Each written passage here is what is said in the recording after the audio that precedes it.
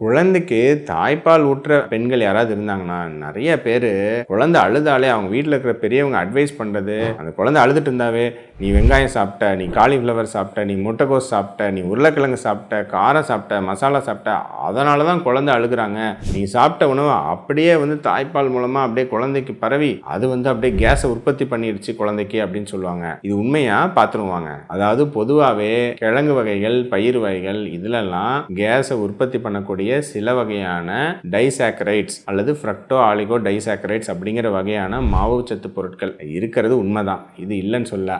ஆனால் இதில் பாயிண்ட் என்னன்னா, அதை நாம சாப்பிடும்போது நம்ம வயிற்றுல அது போகும்போது நம்ம வயிற்றுல இருக்கக்கூடிய சில கமென்சால் பாக்டீரியாக்கள் அதை ப்ராசஸ் பண்ணும்போது தான் இந்த டைசாக்கரைட்ஸ்லேருந்து கேஸ் அதிகமாக உற்பத்தியாகி உங்களுக்கு ஃப்ளாட்டுலன்ஸ் இந்த வாயு தொல்லை உருவாகும்.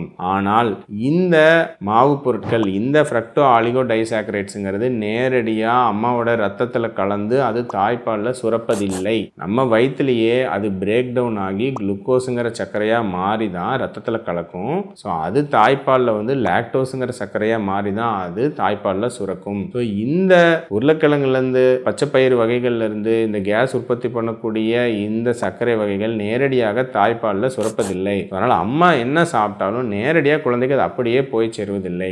எல்லாமே வேறு மாதிரி ஃபார்மில் மாறி உங்களுக்கு சின்ன சின்ன எலிமெண்ட்டாக பிரிஞ்சு அப்புறம் வேறு வகையில் தான் அது மாறி தான் உருமாறி தான் உங்களுக்கு தாய்ப்பாலில் சுரக்குது. அதனால் அம்மா தாய்ப்பால் கொடுக்குற பெண்கள் யாராவது வீட்டில் அதை சாப்பிடாது இதை சாப்பிடாது நிறைய ரெஸ்ட்ரிக்ஷன் சொன்னாங்கன்னா இந்த காதில் வாங்கி அந்த காதில் அதை விட்டுருங்க. நீங்கள் எல்லாமே சாப்பிடுங்க.